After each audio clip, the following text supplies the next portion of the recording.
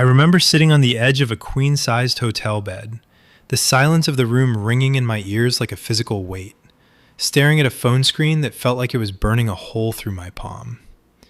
My husband, the man I'd promised forever to just 6 months ago, was telling me that his own mother, the woman who had toasted to our happiness at our wedding, was currently tearing my character to shreds in a room full of grieving relatives. And the worst part? It wasn't the first time. It was just the loudest. Have you ever felt like you were living inside a war zone where you weren't even allowed to see the enemy, let alone fight back? How much grace are you supposed to extend to people who treat your existence like a personal insult? And at what point does keeping the peace just become a slow, agonizing surrender of your own soul? It's funny how life works. You think you're marrying into a family, a support system, an extension of the love you've already found. But for me, the last 2 years have felt more like a slow-motion infiltration of a space where I was never meant to belong. When I first met Mark, that's my husband, he was upfront about his mother. He didn't sugarcoat it. He sat me down, looked me in the eyes, and told me, "My mom is intense. She's overbearing. Just let me handle her, okay? Don't engage. Don't let her get under your skin. I've got this." At the time, I thought that was incredibly protective. I thought it was sweet. I thought he was the ultimate partner, shielding me from the prickly edges of a difficult woman. I didn't realize then that he wasn't just shielding me, he was silencing me. For a long time, I followed that script to the letter. Even when she'd make those cutting, sidelong comments about my weight, the kind that feel like a cold needle prick, I stayed silent. She'd be sitting there, sipping her tea, and she'd look at my plate, then at my face, and say something like, "Are you sure you want the dressing on that, dear? You know, metabolism really starts to slow down once you're settled in a marriage. I'd hate for you to wake up one day and not recognize yourself." It was never a direct attack. It was always wrapped in this faux concern, this thin veil of motherly advice that made it impossible to call her out without looking like I was being sensitive or dramatic. And the weight loss pills? The warnings about surgery? It was constant, relentless, and completely uninvited. I've never once brought up my body to her. I've never asked for a diet tip. But she spoke about me as if I were a project she was desperately trying to renovate, one condescending comment at a time. I look at Mark, waiting for the signal, waiting for him to step in like he promised. Sometimes he would, and other times he just changed the subject, his jaw tightening just enough to let me know he'd heard it. I told myself it was fine. I told myself, he handles her. But then came the funeral. That wasn't just a funeral. It was a mirror reflecting my own darkest trauma. My baby sister's death is something I still carry like a shard of glass in my chest. When the announcement came that this relative had passed, the familiar, suffocating grip of a panic attack didn't just knock on the door, it kicked it down. I couldn't breathe. I couldn't think. I was spiraling, losing grip on reality, and Mark, to his credit, saw it immediately.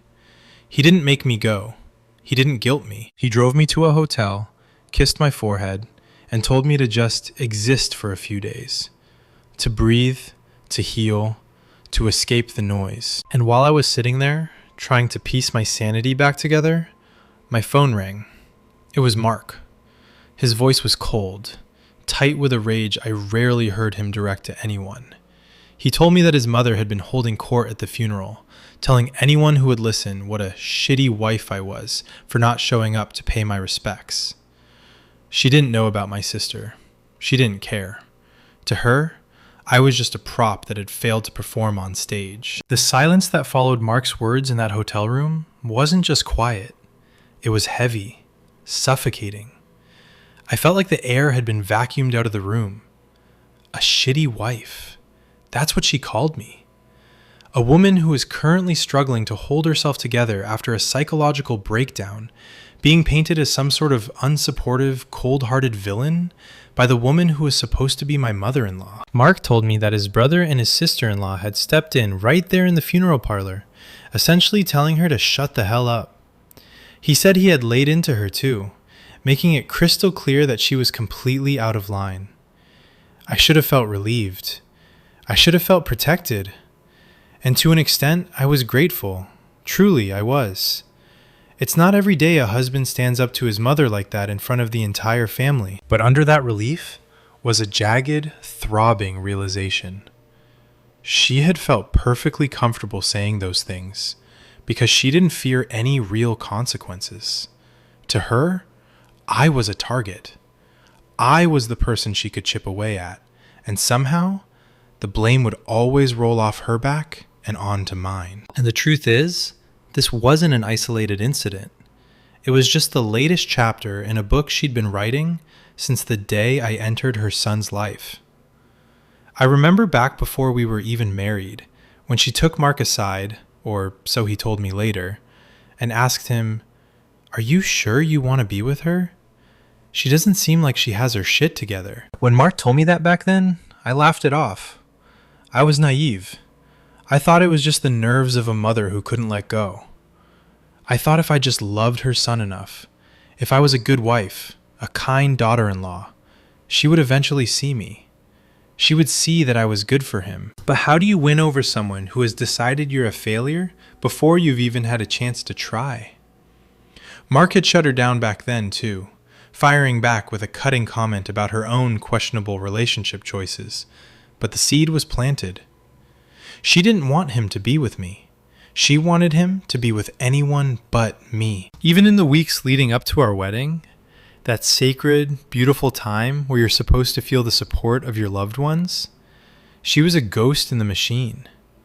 She'd hover over plans, making comments about whether we were making a mistake, questioning our compatibility, asking him if he was sure he wanted to tie himself down. Every single time I was told the same thing.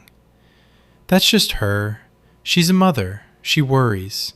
She can say whatever she wants. But is that really what mothers do? Do they spend their son's wedding prep trying to talk him out of the marriage? I don't think so. I think that's what bullies do. I've spent so much time trying to decode this. I've spent countless nights staring at the ceiling, replaying every interaction, every conversation, every awkward holiday dinner, wondering, what did I do?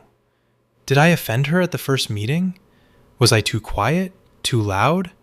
Did I wear the wrong thing? I've actually tried to ask.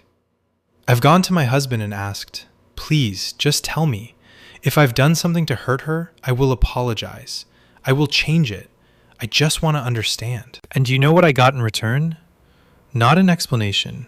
Not a chance to mend things. I was told I had a victim mentality. It's the perfect deflection, isn't it?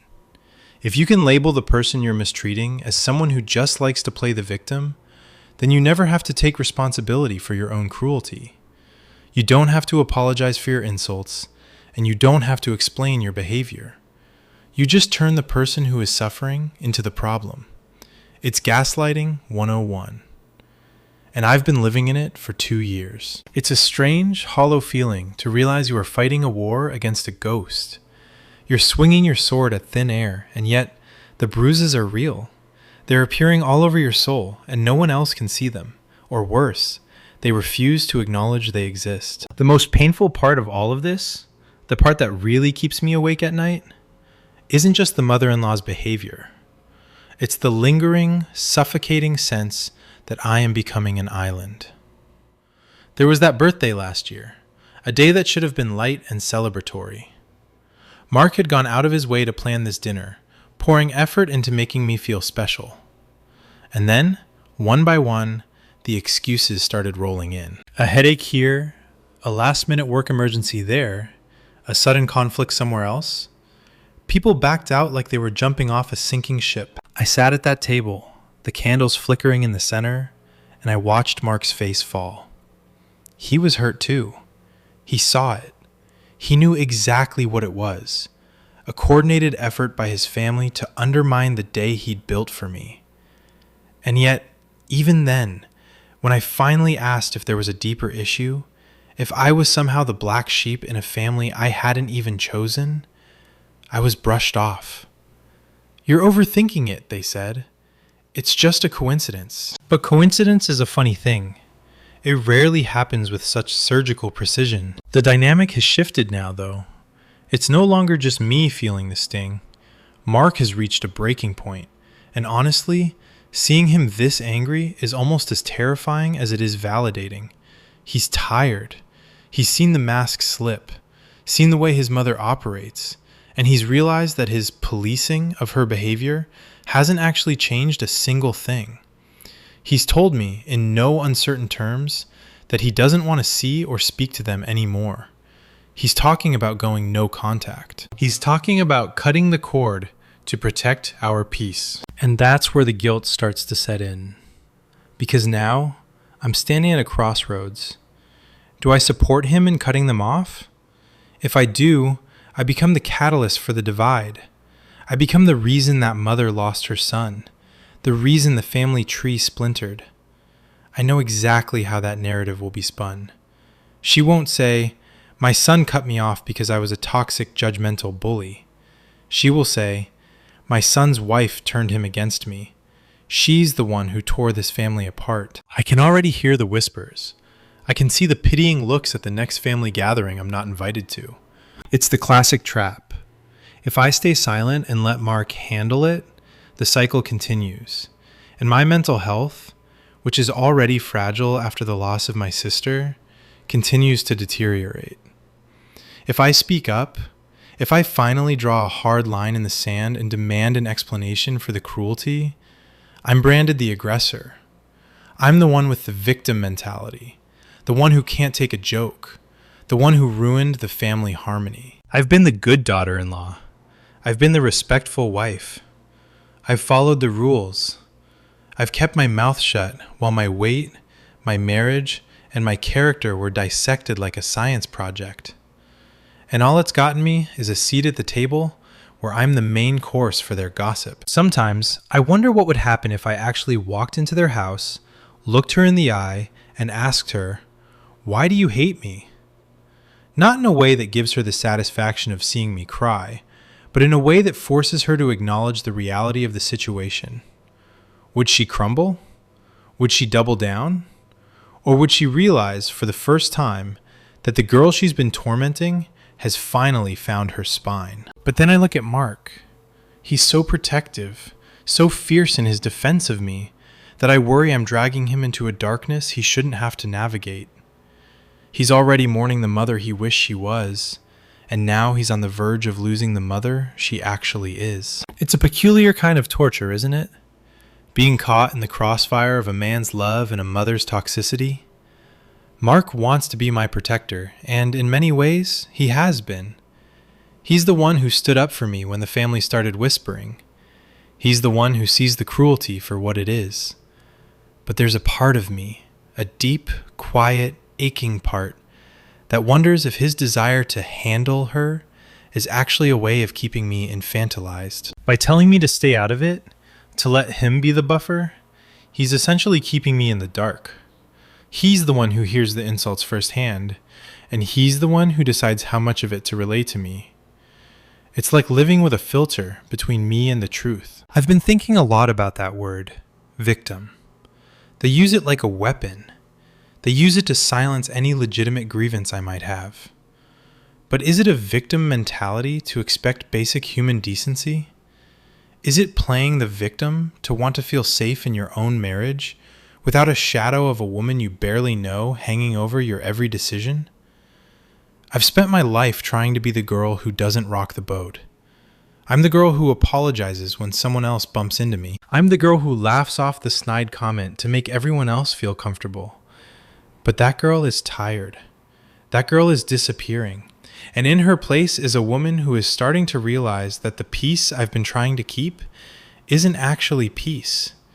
It's just a silent, suffocating war. I've begun to look at our marriage differently now. For 6 months, I felt like we were building a home. But now I realize we've been building a fortress against his family. Every time he comes back from a phone call with his mom, his energy is depleted. He's moody, his jaw is tight, and there's a darkness in his eyes that scares me. And why shouldn't it?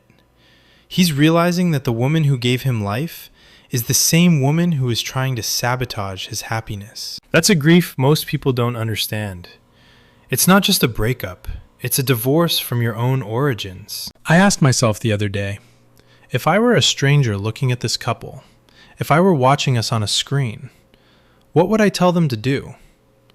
Would I say, keep the peace, don't stir the pot, let your husband fight your battles? Or would I say, stop the cycle of disrespect before it eats your relationship whole? I'm starting to think the latter. I've realized that I've been waiting for an apology that will never come. I've been waiting for a moment where his mom suddenly wakes up, realizes she's been cruel, and welcomes me with open arms. That's a fantasy. It's not just unlikely, it's impossible. She doesn't want to fix the relationship. She wants to win. She wants me to be the person who breaks, because then she can say, see, I told you she wasn't right for him. And that realization brings a strange, cold clarity. If she wants a battle, maybe she's been getting one all along, just not the kind she expected. Maybe my very existence is the battle, and I've been losing by trying to be polite. I look at the life Mark and I have built. We have a home, we have a future, we have a love that is, for the most part, unshakable. Why should I allow a woman who doesn't even know me, who only knows a version of me she's constructed in her own head to justify her hatred, to dictate the temperature of my life? Why should I let her reside in the guest room of my mind, constantly commenting on my weight, my choices, my worth? I think the time for being the polite wife is over. I don't want to be the reason for the divide, but if the divide is necessary to preserve the sanctity of our marriage, then maybe it's a bridge that needs to be burned. It's not about me being difficult. It's about me being protective of the one thing that actually matters, the man who is trying his best to stand by me, even when the ground beneath us is shaking. The realization hit me at 3 a.m. While the house was so still, I could hear the hum of the refrigerator from the kitchen. I sat there in the dark, my phone in my hand, scrolling through old photos of us. Our wedding day, that first trip we took, the look in Mark's eyes when he thought no one was watching. We looked so happy, so shielded. I realized then that I wasn't fighting my mother-in-law for her approval. I was fighting her for my right to be human. For 2 years, I'd been letting them define my reality. I'd been letting them set the terms of my own existence. And for what? To be the good wife? To avoid being the woman who broke up the family? The irony is that the family was already broken long before I arrived. They were just looking for a scapegoat to blame for the cracks in their foundation. I started thinking about that victim mentality comment again. It's a classic move, isn't it? If they can make you doubt your own perception, if they can make you believe that the problem is your own internal instability rather than their overt cruelty, then they win. They don't even have to lift a finger to hurt you. They just sit back and watch as you hurt yourself, second-guessing your every thought and movement. But I'm done second-guessing. I'm done wondering if I'm too sensitive or if I misunderstood her tone. I didn't misunderstand a damn thing. I understood exactly what she was saying when she criticized my body, and I understood exactly what she meant when she tried to talk my husband out of marrying me. She didn't want a daughter-in-law. She wanted a reflection. She wanted someone she could mold, someone who would bow to her authority and treat her opinions like scripture. When she realized I was a person with my own boundaries, my own traumas, and my own voice, she decided I was the enemy. The next morning, I found Mark in the kitchen. He looked exhausted, his shoulders hunched as he stared into a cup of coffee. He hadn't slept either. When he saw me, his expression softened, but there was still that underlying tension, that constant vigilance. He reached out and took my hand, his grip firm. He didn't say anything, but his silence said everything.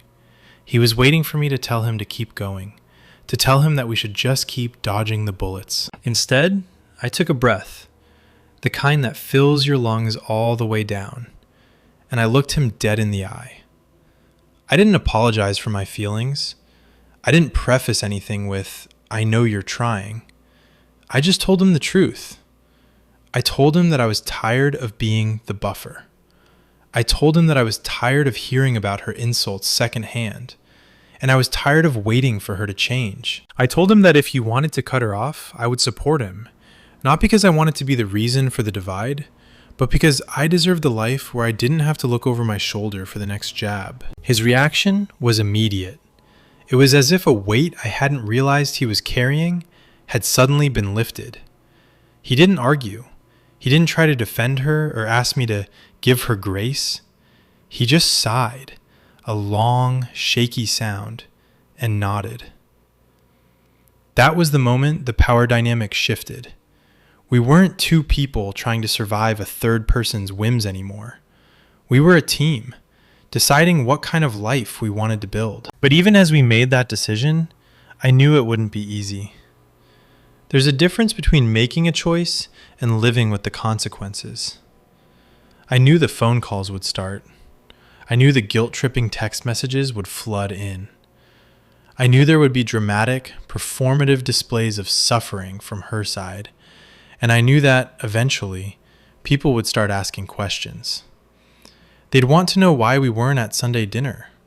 They'd want to know why we weren't answering the door. And every time they asked, I'd have to decide. Do I lie to keep the peace? Or do I tell the truth and risk the fallout? I thought about the funeral again. That moment was the catalyst. It was the moment I realized that no matter how much grace I extended, it would never be enough.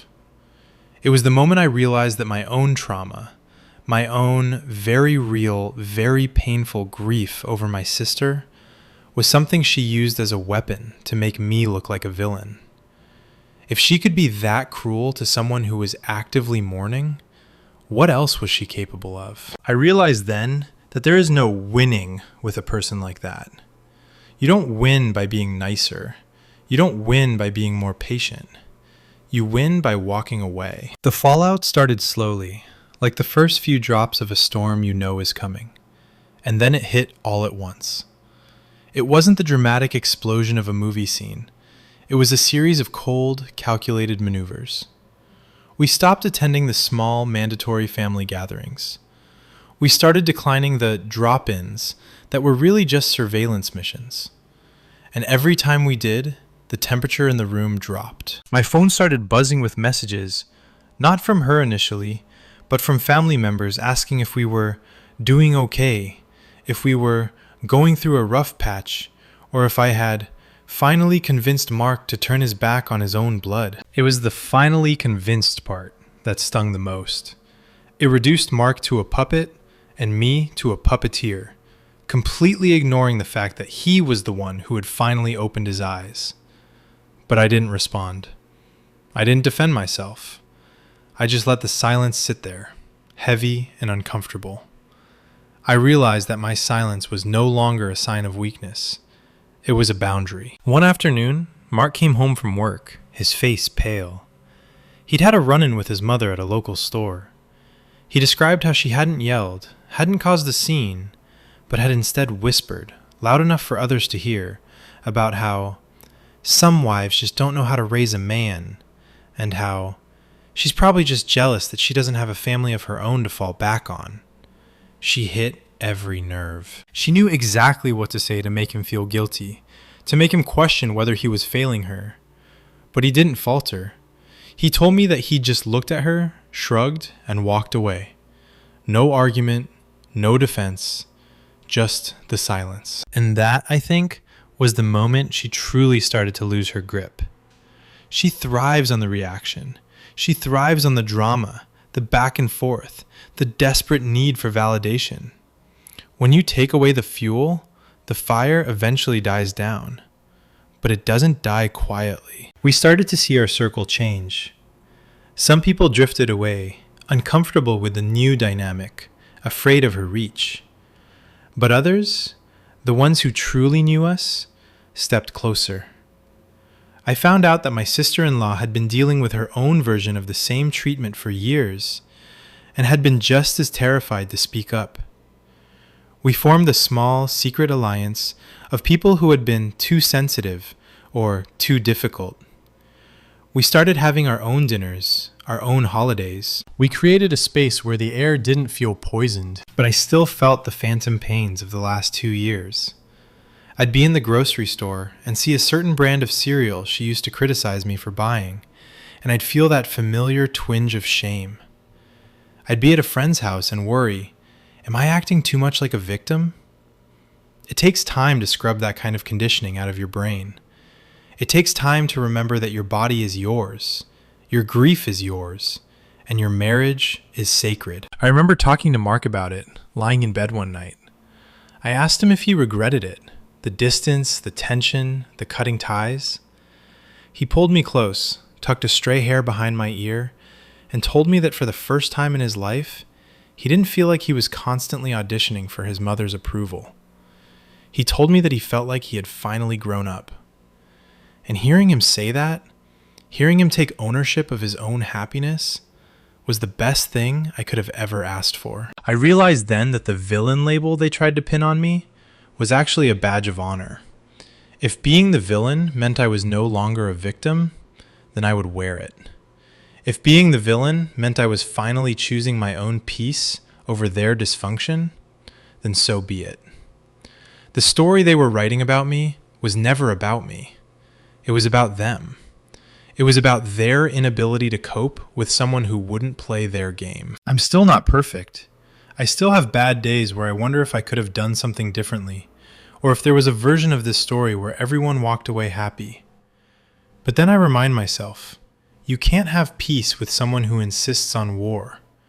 And I finally stopped fighting the war and started living my life. I know there are so many of you listening who are in this exact position, caught between trying to be the quote-unquote perfect partner and trying to survive a toxic family dynamic. I want to ask you, if you were to drop the rope right now, if you were to stop trying to win the approval of people who have already decided you're the enemy, what would your life look like? Would you finally be able to breathe? I'd love to hear your thoughts in the comments. And if this story resonated with you, consider subscribing so we can keep building this space for these kinds of honest, messy, real conversations. It's funny, the way people treat boundaries as if they're some new, trendy invention. When you finally decide that your mental health isn't a commodity to be traded for a family's comfort, the world around you often reacts with shock. Not because you've done something wrong, but because you've finally stopped being predictable. For 2 years, I was the girl who absorbed every insult like a sponge, waiting for the right moment to speak, waiting for the right way to handle her. I thought if I played by the rules, the game would eventually end in a draw. I didn't realize that in her mind, the game wasn't meant to end. It was meant to keep me perpetually off balance, constantly questioning my worth, and forever grateful for the scrap of attention she'd throw my way. The shift didn't happen overnight, and it wasn't a singular, cinematic moment of rebellion where I stood up and gave a grand, empowering speech. It was the quiet, agonizing accumulation of days where I simply stopped engaging. I stopped explaining myself. I stopped trying to prove that I was a good wife to people who had already decided I was a disaster. And let me tell you, the reaction to that silence was far louder than any argument could ever have been. When you stop playing the victim, the people who need you to be one suddenly find themselves without a script. My mother-in-law began to spiral, not because I was attacking her, but because she couldn't find the target. She'd send those probing, passive-aggressive texts. You know the ones. The, I just thought you should know, everyone is worried about your marriage kind of messages. And for the first time, I just didn't answer. I didn't defend my choices. I didn't justify why we didn't show up to her latest dinner party. I just lived. I went to the park. I spent time with my husband. I nurtured my own healing. And seeing Mark go through that process alongside me, it was the most intimate thing we've ever shared. He wasn't handling her anymore. He was uncoupling from her. There's a specific kind of grief that comes with realizing your parent isn't capable of the love you deserve. I saw him go through the stages of that grief. I saw him get angry, I saw him get sad. I saw him have those moments where he'd look at his phone, a text from her lighting up the screen, and he'd just drop it on the table and walk away. He was learning, just as I was, that we couldn't change her. We could only change how much of our lives we allowed her to touch. But here's the reality that no one tells you. Walking away is expensive. It costs you relationships you thought were solid. It costs you the illusion of a big, happy, Hallmark movie family. I remember the first time I realized that some of our friends, people who had been at our wedding, were distancing themselves because they didn't want to get caught in the drama. They were afraid that if they stood by us, they'd be tainted by the association. That hurt. It hurt worse than the insults in a way, because it felt like a betrayal of the community we thought we had. But it also provided a brutal, necessary clarity. It showed us exactly who was in our corner and who was just there for the party. I've had to learn to redefine family. Family isn't just the people you're forced to share blood with. It's the people who show up when you're spiraling from a funeral. It's the people who don't care about your weight, who don't care about your status, and who certainly don't care about your mother-in-law's opinions. We started building that family. We started hosting our own dinners. We invited the people who loved us for who we were, not for what we could do for them. And for the first time in 2 years, the air in our house didn't feel thin. It felt full. It felt like ours. I still think about the funeral. I think about that hotel room. I think about that terrified woman I was, clutching her phone, waiting for her husband to tell her she was being too sensitive. And I realized that woman had to disappear for me to survive. She had to die so that I could finally be the person I am today. Someone who doesn't need to ask permission to protect her own heart. I'm curious, when you look at your own life, are there people you're holding on to out of a sense of obligation? People who make you feel small?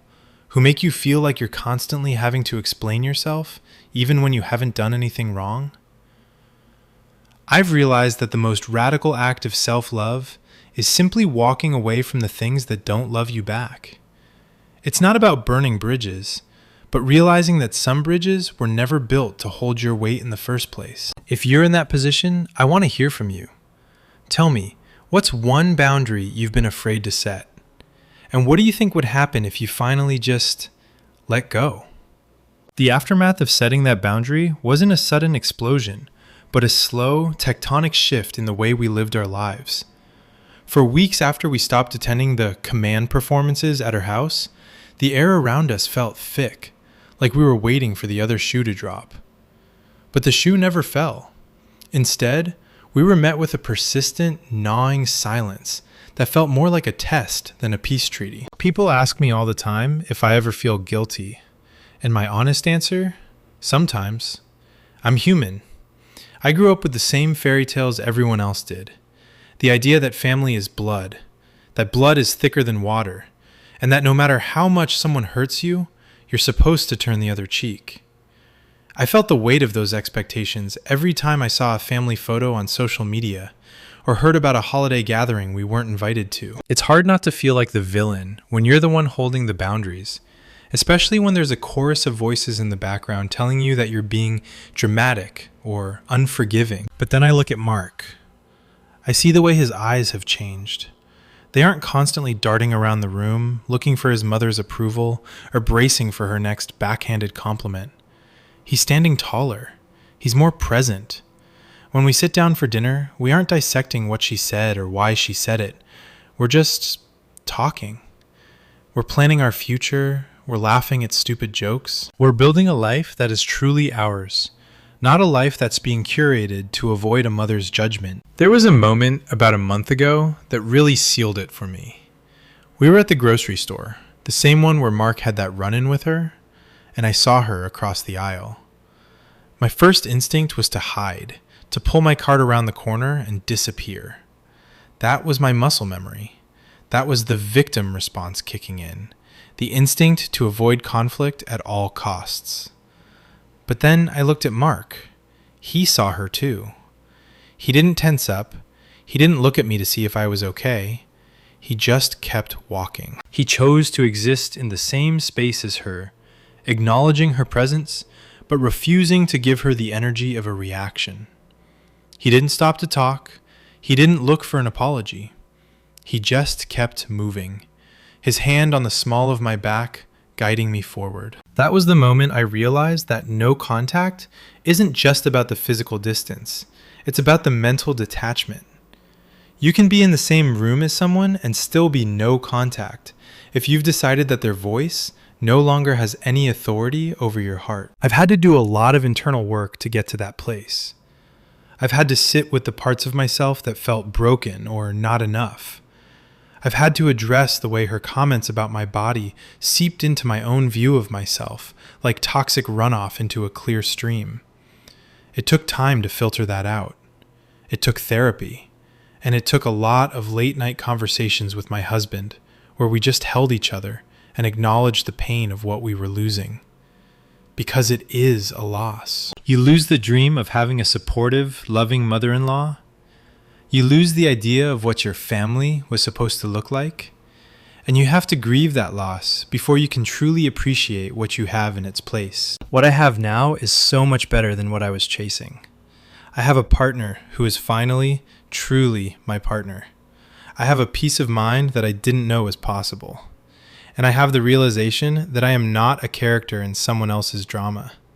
I am the author of my own. I know that my situation is just one of many. There are so many of you out there who are currently in the thick of it, feeling like you're constantly having to justify your existence to someone who has already made up their mind about you. If you're waiting for them to change, if you're waiting for the apology that will validate your worth, don't. You don't need their validation to be enough. You are enough exactly as you are, with all your scars and your history and your victim mentality and your difficulty. You are enough. It's time to stop waiting for them to give you permission to be happy. Take that permission for yourself. Walk away from the conversations that drain your soul. Stop explaining yourself to people who are committed to misunderstanding you.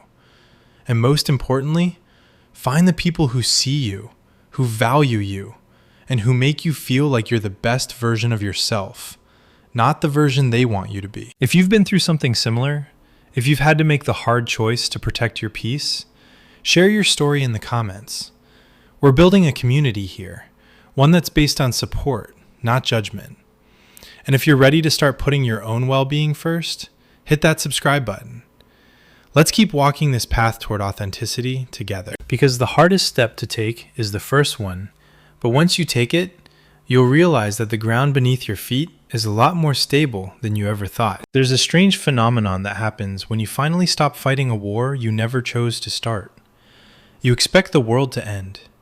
You expect the heavens to open up and judge you for your disrespect or for the coldness of walking away. But when you finally put the shield down and walk off the battlefield, you realize the world keeps turning. The sun still rises. And for the first time in your life, you can actually see the horizon without someone else's shadow blocking your view. I remember thinking for so long that if I just said the right thing, or if I just lost those 10 pounds, or if I just acted easier to be around, his mother would eventually see my worth. I was treating my own existence like a negotiation. I was presenting a polished, edited version of myself, waiting for her to stamp it with approval so I could finally relax and be enough. But the thing about people who are committed to hating you is that they aren't looking for a reason to love you. They're looking for evidence to justify their pre-existing contempt. It doesn't matter how thin you get, how put together your life looks, or how kind you are. The goalpost will always move. The hardest part, looking back, was acknowledging that my husband wasn't the only one who needed to grow up. I needed to grow up too. I needed to grow out of the desperate, childish need for external validation from a woman who was never going to give it to me. I had to learn that my worth isn't a currency I spend to buy peace. It's an inherent truth I own. People ask me now, do you have any regrets? And I think about the funerals I've missed, the birthdays where we sat alone, the holidays where we didn't have the picture-perfect family around us. And honestly, my answer is no. Because in those empty seats, I found something better. I found a marriage that isn't tethered to the whims of a toxic matriarch. I found a partner who finally, truly, and unequivocally chose me. Not just the good wife version of me, but the messy, grieving, struggling, human version of me, who needed to prioritize her own sanity. Mark and I have a new tradition now. On the days when the weight of the family drama tries to creep back in, we go for long drives. We talk about everything, our dreams, our fears, the future we're building that belongs only to us. We've stopped talking about what she said or what she thinks. We've replaced that toxic narrative with our own story. And let me tell you, it's a much better story to write. I've come to realize that the most dangerous thing you can be in a toxic family system is someone who thinks for themselves. When you refuse to be the scapegoat, the entire machine gets confused. They don't know how to function without someone to blame. They don't know how to look at themselves in the mirror if there isn't a villain to point their fingers at. And that's okay. Let them be confused. Let them whisper. Let them tell their version of the story to whoever will listen. Because at the end of the day, you're the one who has to live your life. You're the one who has to wake up in your bed, look at your partner, and live with the decisions you've made. If I could reach through the screen and hold the hand of the person who is currently sitting in a hotel room, or a locked bathroom, or a quiet car, crying because they feel like they're losing their mind, I'd tell them this: you are not the problem. You are not playing the victim. You are a person who is trying to survive in an environment that was never designed for you to thrive. And that doesn't make you a villain. That makes you a survivor. I'm curious to know, if you were to cut that cord today, if you were to finally stop trying to explain your reality to people who are dead set on ignoring it, what is the one thing you'd do for yourself? Would you take a trip? Would you start a project? Would you finally just breathe? Let's talk about it in the comments. And if you found value in this, if you felt a little less alone listening to this journey, consider subscribing. We're building something here that's real, something that's honest, and something that's worth fighting for. Thank you for listening. Thank you for holding space for my story. And remember, the best version of your life starts the moment you decide it belongs to you and only you. You know, looking back, the hardest part of the entire ordeal wasn't the insults or the shitty wife comments. It wasn't even the pressure to be someone I wasn't. The hardest part was the quiet, gnawing fear that I was somehow wrong for wanting a life without conflict. We're taught from a young age that family is the anchor, the safety net, the thing you endure through thick and thin. But what happens when the anchor is the very thing dragging you under? What happens when the safety net is just a trap woven with expectations and emotional abuse? I think a lot of us spend our lives trying to be quote-unquote the bigger person, thinking that if we just hold our tongues long enough, if we just keep our heads down and our smiles bright, the storm will eventually pass. But some storms aren't weather, they're systems. They're designed to stay in place. They're designed to keep you spinning in the same circles over and over again until you're too exhausted to even remember who you were before you started trying to please them. But here's the truth I've learned. You don't owe anyone your peace. You don't owe anyone a seat at your table if they're just going to spend their time carving you up. And most importantly, you don't owe anyone your silence. I spent 2 years thinking that silence was a virtue. I thought it was taking the high road. Now I realize that silence was just me letting them believe their version of reality was the only one that mattered. If I could go back and whisper one thing to that woman in the hotel room, the one clutching her phone, terrified that she was failing at being a wife, I wouldn't tell her to stand up for herself in some grand, explosive confrontation. I wouldn't tell her to scream or to fight back in the way they expect. I would tell her to stop explaining. I would tell her that she doesn't need to justify her grief, her weight, or her marriage to anyone. Not to her mother-in-law, not to the family members who whisper behind her back, and not even to the part of her own brain that still feels like she's the villain. The moment you stop trying to convince people that you're a good person, you become free. You realize that their opinion of you is none of your business. It's their internal landscape, their own projected insecurities, their own inability to handle a world that doesn't follow their rules. And when you realize that, the power they had over you evaporates. It's like a magic trick where the curtain is pulled back and you see that there's no wizard, just a lonely, scared person trying to exert control because they have none of their own. Mark and I are in a different place now. We're still navigating the ripples of the fallout, sure. Sometimes a family member will reach out with a just checking in text that's really just a fishing expedition for gossip.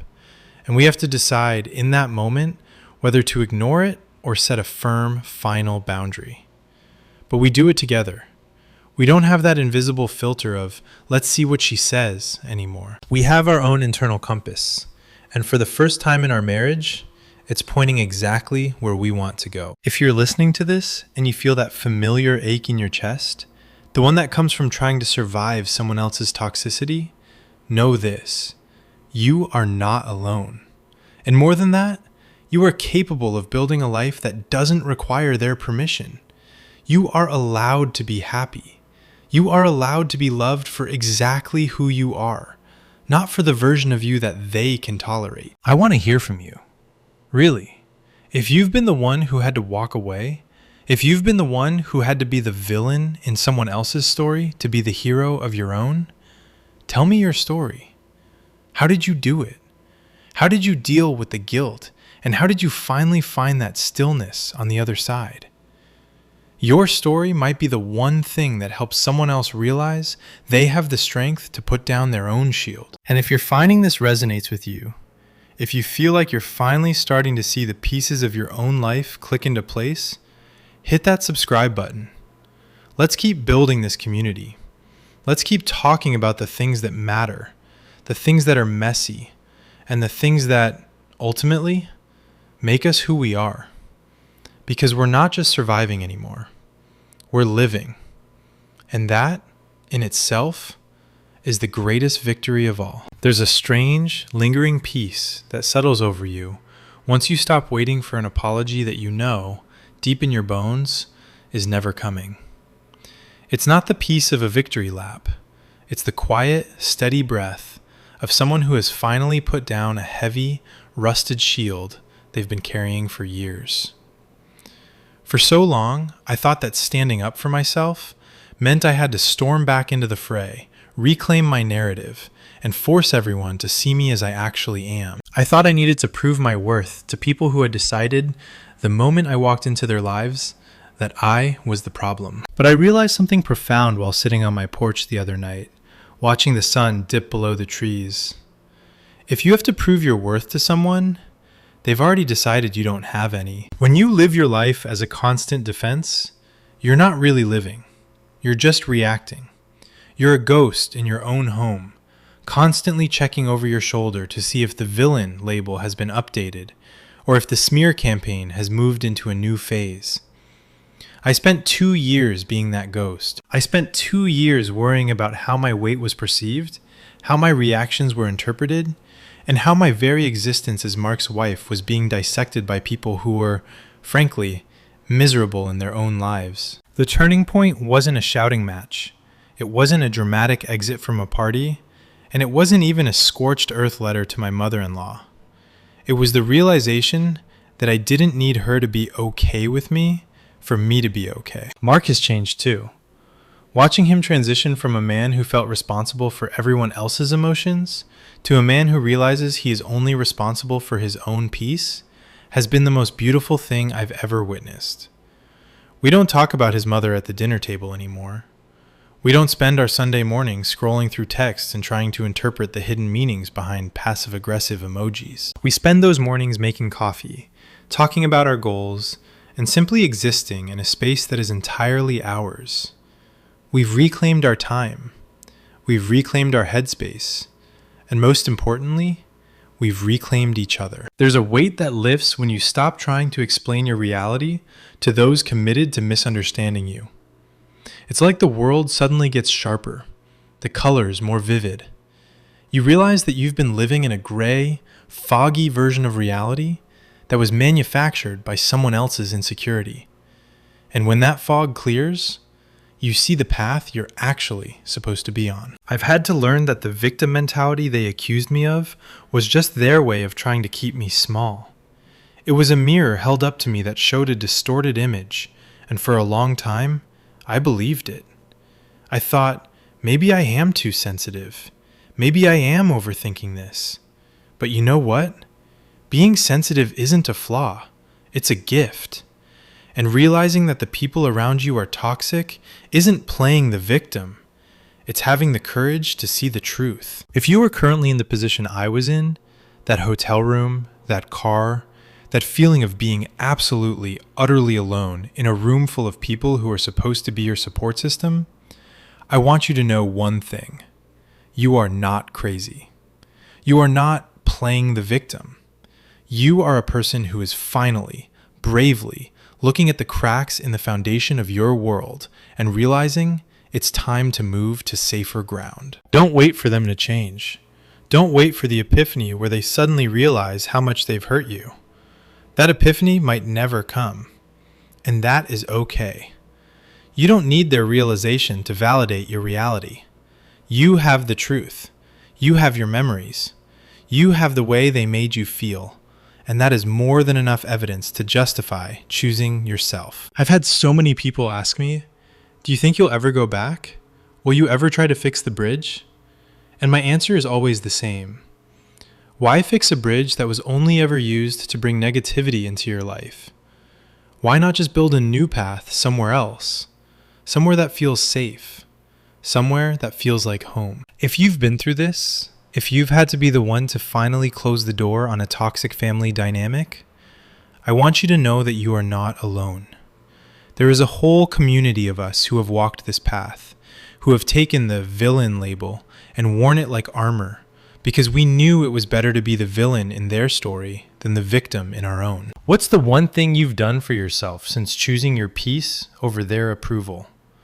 Let's share those wins in the comments. And if you're ready to stop waiting for permission to be happy, subscribe to this channel. Let's keep having these real, messy, human conversations. Because at the end of the day, the most important relationship you'll ever have is the one you have with yourself. There's a quiet, almost spiritual weightlessness that happens when you finally stop trying to explain your life to people who have no intention of understanding it. It's a bit like trying to describe the color blue to someone who has decided with absolute certainty that the sky is a shade of green.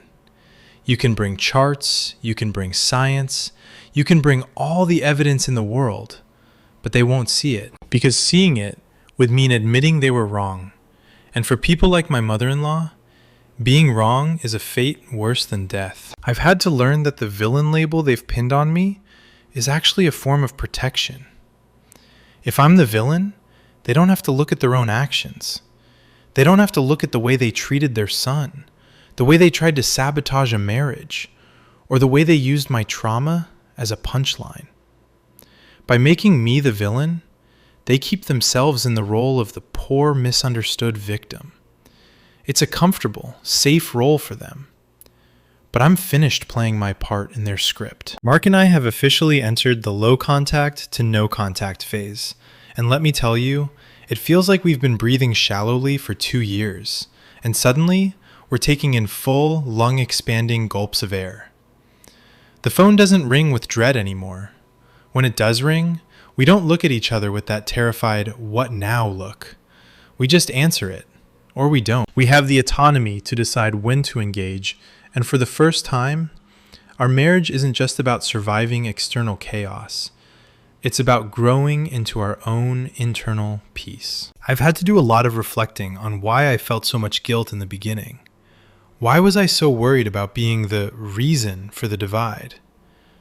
I think it's because women, especially, are raised to be the glue. We're taught that it's our job to maintain the harmony, to mend the fences, to be the bridge builders. If a family falls apart, people don't blame the person who caused the toxicity. They blame the person who finally said enough. They call it drama. They call it being difficult. They call it tearing the family apart. But the family was never whole. It was a collection of people walking on eggshells, pretending that the behavior of one person was normal, and that anyone who dared to question it was the unstable one. I wasn't tearing anything apart. I was just the one who finally pointed out that the house was already burning down. Now I look at our home. It's simple, it's quiet, and it's ours. We have our little routines. We have our plans for the future that don't include trying to fit into a mold that was never designed for us. And when I look at Mark, I don't see the man who used to be caught in the middle of a tug of war. I see a man who has finally found his own center. He's calmer. He's more grounded. He's the person I married, back before the noise of his family drowned out the music of our life together. If you are currently sitting in the middle of this kind of chaos, if you feel like you're constantly having to justify your existence, your body, your choices, or your grief to people who refuse to respect you, I want you to know that you are not failing. You are not playing the victim by acknowledging that you're being hurt. You are being a realist. You are being a survivor. And you are being the person who is finally, bravely, standing up for your own right to be happy. Don't wait for them to give you permission to walk away. Don't wait for the perfect moment where everyone will understand and support your choice. That moment might never come, and you don't need it. Your own understanding, your own support, and your own realization that you deserve better, that is all the validation you will ever need. I'd love to hear from those of you who have made it to the other side. What was that first day of real peace like for you? What was the one thing you did that made you realize, I'm finally free? Let's share those stories in the comments, because there is so much power in knowing that you aren't the only one who had to choose yourself over a family dynamic that was slowly killing you. And if you're new here, if this resonates with you, and you're ready to start living life on your own terms, please subscribe. We're building something real here, something honest, and something that's worth every single bit of the fight. We are not victims of someone else's dysfunction. We are the architects of our own peace. And that is a story worth telling. It's strange how clarity hits you. It isn't always a grand, sweeping realization. Sometimes it's just the quiet observation that the silence in your own home is no longer heavy with anticipation. For years, I felt like I was living in a constant state of defense, wearing armor I didn't even realize I had on. I was bracing for the next blow, the next snide comment about my plate, the next question about our marriage, the next performative act of emotional warfare. And then, when we finally stepped away, when we finally let the connection to that toxicity wither, the armor just fell off. I looked at Mark the other day while he was fixing a leak in the sink, just a mundane Tuesday evening task, and I realized he wasn't checking his phone every 30 seconds. He wasn't flinching at the sound of a notification. He was just present. He was here, in our house, in our life, without a ghost of his mother hovering over his shoulder. And I think that's the greatest gift we've ever given ourselves. We didn't just walk away from her. We walked away from the versions of ourselves that were constantly trying to perform for her. I've had to re-examine everything I thought I knew about loyalty. We're told that loyalty to family is unconditional, but I've learned that loyalty is a two-way street. If you are loyal to someone who treats you like an obstacle to be moved or a target to be hit, you aren't being loyal. You're being a doormat. Real loyalty is to the people who build you up, the ones who celebrate your victories and hold you during your grief. It's to the people who don't make your mental health the price of their harmony. I remember the funeral now, but the panic doesn't grip me the way it used to. I look back on that weekend in the hotel not as a moment of weakness, but as the first day of my recovery. It was the moment I realized that my mental health was more important than the performance of grief that she demanded. She wanted me there to be seen, to be analyzed, to be criticized. And by not going, I didn't just protect myself. I took away her power. I made myself unreachable, and that is a terrifying thing for a controller to realize. There's a freedom in being the villain. Let them tell their stories. Let them whisper that I'm the one who stole her son. Let them manufacture the drama they need to feel relevant. None of it touches me anymore. It's like watching a movie where I know the ending, and I'm no longer invested in the plot. I've realized that their opinion of me is just a reflection of their own internal rot, and I have no business trying to clean that up. I know there are many of you still standing in the eye of the hurricane, wondering if you're strong enough to just walk out of the storm. You're worried about the judgment, the gossip, the "you're ruining the family" talk. But here's the secret. The family was already ruined by the behavior that forced you to leave. All you're doing is choosing to stop living in the wreckage. You're choosing to stop trying to salvage something that was never built to hold you. So here's my final thought for you, the one I wish I could have heard 2 years ago. You don't need an invitation to be happy. You don't need an explanation for why you're setting a boundary. And you definitely don't need to be the good daughter-in-law, the good wife, or the good person in their eyes. You just need to be the person who is honest with themselves. What is the one thing you've been dying to do, but you've been holding back because you're afraid of what they will think? What project, what trip, what shift in your lifestyle are you suppressing? I want to know in the comments. And if you've been following this story, if you've felt that spark of recognition, if you've felt that weight starting to lift, then subscribe. Let's keep this going. Let's keep reclaiming our narratives. Because your story, your life, and your peace are yours alone to write. You are the protagonist, the author, and the hero. Stop giving the pen to someone else. It's funny, the way people treat silence as if it's a form of violence. When Mark and I finally stopped the cycle of engagement, when we stopped defending ourselves against the snide remarks about my weight, or the thinly veiled attempts to undermine our marriage, they acted as if we had committed a crime. They acted as if, by simply existing in our own peace, we were somehow attacking them. And that was the final flickering light bulb for me.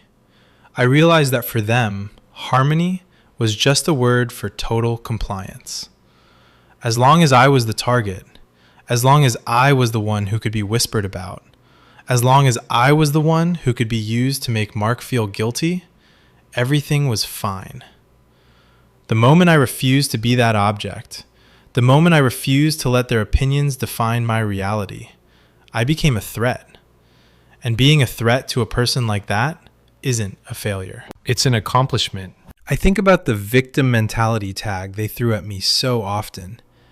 They used it to silence me, to make me doubt my own observations, to make me feel like I was the broken one. But I look at that label now and I see it for what it truly was, a projection. They were the ones who felt like victims, victims of their own inability to control another person's life. They were the ones who felt attacked when someone set a boundary. They were the ones who felt neglected when they weren't the center of every conversation. I wasn't playing the victim. I was the one trying to survive their need to play the oppressor. There's a quiet beauty in our life now that I wouldn't trade for anything. Mark and I have built a fortress, not of stone or walls, but of trust and shared reality. We don't have to guess what the other is thinking, and we don't have to carry the burden of his family's disappointment anymore. We have our own traditions, our own holidays, and our own way of celebrating one another that feels authentic and deep. I've had to learn that the villain persona they assigned to me is a costume that no longer fits. It felt tight and suffocating for 2 years, and I spent so much time trying to rip it off, trying to show them, no, look, I'm actually the good one. I'm the kind one. But you don't have to prove your kindness to someone who is determined to view you as a monster.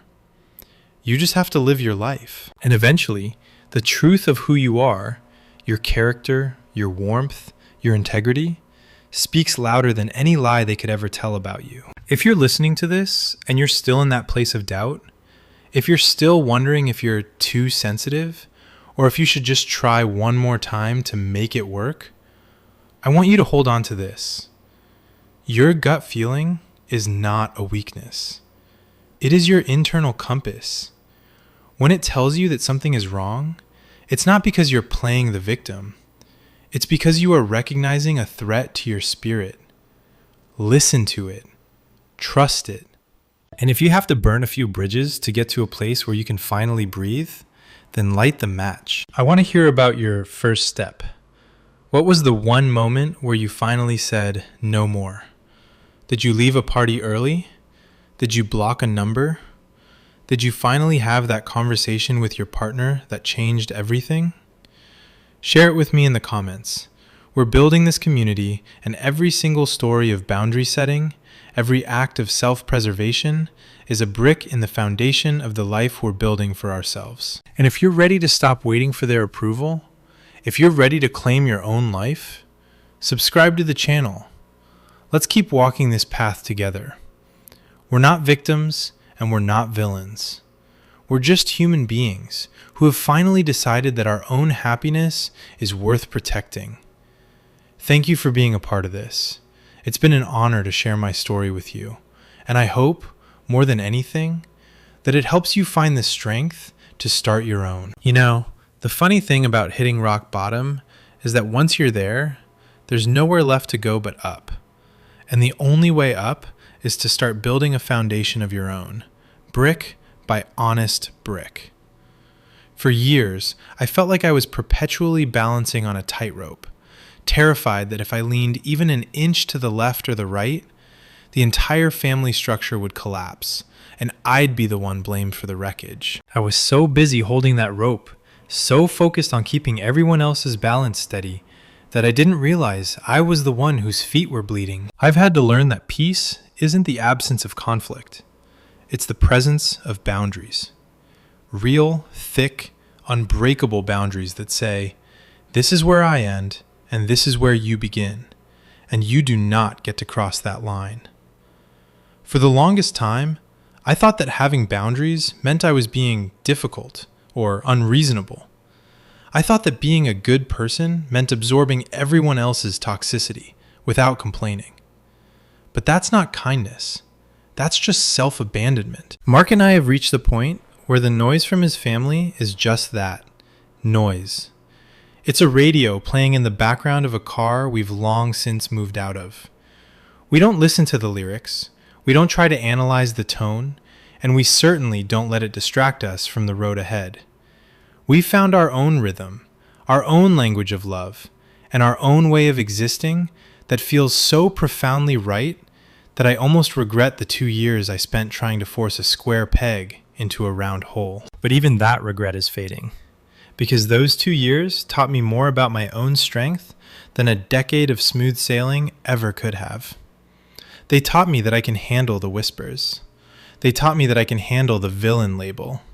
They taught me that I don't need the world, or even my in-laws, to see me clearly, as long as I see me clearly. I remember the first time I woke up on a Saturday and realized I didn't have to check my phone to see if there was a family emergency or a passive-aggressive invite. It was like the air in the room had changed. The silence wasn't empty.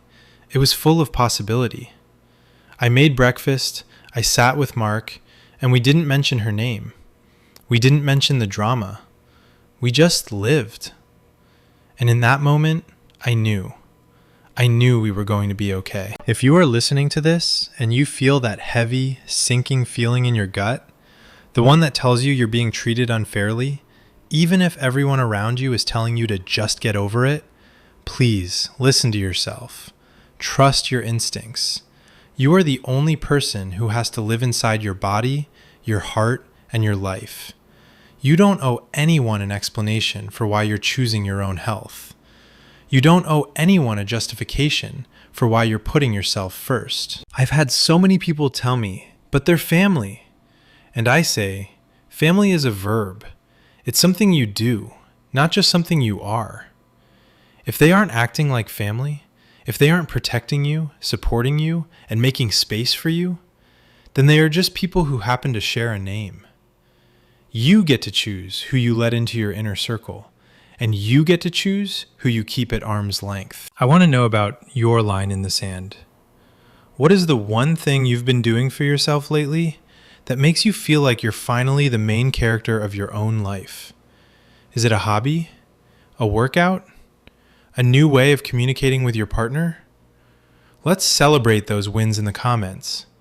We're all in this together, and I want to hear about your growth, your struggles, and your victories. And if you felt that spark of change while listening to this, if you're ready to start living for yourself instead of for their approval, hit that subscribe button. We're building a community of people who refuse to play the victim and refuse to stay in the shadow of someone else's dysfunction. Thank you for walking this path with me. Thank you for your support, your honesty, and your bravery. We're not just surviving anymore. We're winning.